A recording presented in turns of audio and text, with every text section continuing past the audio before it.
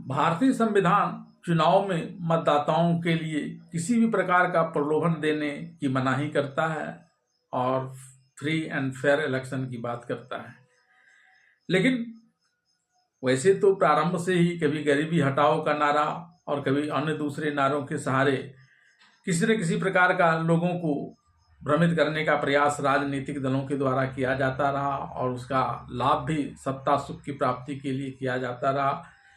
लेकिन हाल के दिनों में जब अरविंद केजरीवाल ने पहली बार फ्रीबीज लाकर दिल्ली में चुनाव जीता और न सिर्फ चुनाव जीता बल्कि इसकी कंटिन्यूटी भी अभी तक बरकरार रखे हुए हैं, तो इसके काट के तौर पर भारतीय जनता पार्टी आधी आबादी यानी महिलाओं के लिए विशेष सुविधा देने की बात कर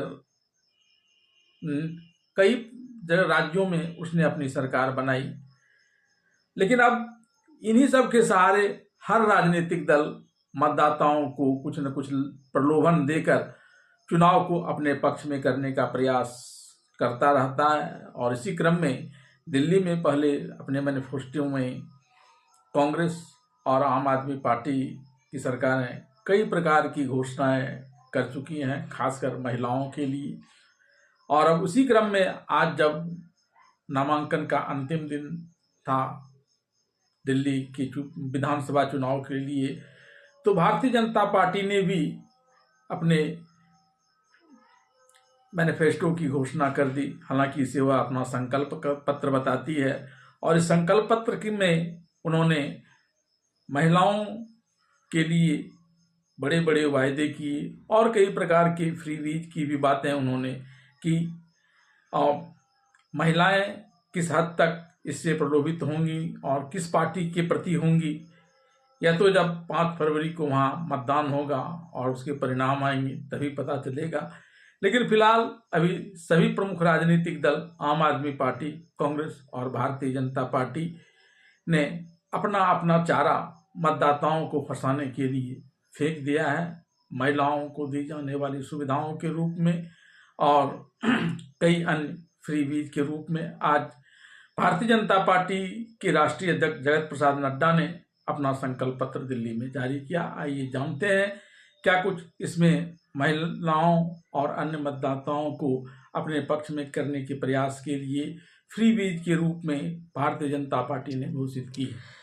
दिल्ली विधानसभा चुनाव के लिए भारतीय जनता पार्टी ने आज दोपहर 2 बजे अपने पार्टी अध्यक्ष जेपी नड्डा की मौजूदगी में अपना संकल्प पत्र जारी किया। बीजेपी की संकल्प पत्र में कई महत्वपूर्ण घोषणाएं की गई, जिसमें महिला समृद्धि योजना के तहत 2500 रुपये प्रतिमाह महिलाओं को दिए जाने की बात कही गई है। इसके अलावा एलपीजी सिलेंडर पर 500 रुपये सब्सिडी देने की भी बात कही गई है। गर्भवती महिलाओं को 21,000 रुपये की मदद करने की बात कही गई है। होली और दीपावली पर एक सिलेंडर बीपीएल परिवारों को मुफ्त देने की बात कही गई है। आयुष्मान भारत योजना के तहत दिल्ली में अब आयुष्मान योजना भी लागू की जाएगी और इसके तहत 5 लाख केंद्रीय योजनाओं के तहत और मुख्यमंत्री के द्वारा अतिरिक्त 5 लाख का बीमा कराया जाएगा, यानी कुल बीमा 10 लाख रुपये का हो जाएगा। 5 लाख रुपये तक का अतिरिक्त स्वास्थ्य बीमा कराया जाएगा। वरिष्ठ नागरिकों को 3,000 रुपये पेंशन दिए जाएंगे और साथ ही दिल्ली में अटल कैंटीन की शुरुआत की जाएगी। बीजेपी ने अपना संकल्प पत्र तैयार करने के लिए जनता से सुझाव मांगे थे। बीजेपी को 40,000 से अधिक सुझाव प्राप्त हुए। सुझावों को एकत्रित करने के लिए पार्टी ने एक वीडियो वैन अभियान चलाया, जिससे करीब 60,754 सुझाव मिले।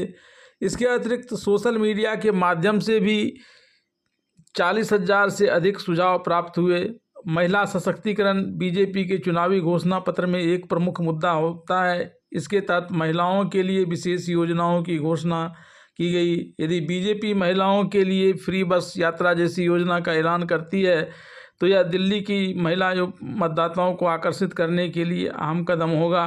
हालांकि इससे पूर्व जहां आम आदमी पार्टी पहले से महिलाओं को दे रही थी, छात्रों को दे रही थी, वही सुविधा वहां छात्रों को भी प्रदान की जाएगी बस में मुफ्त योजना के तहत।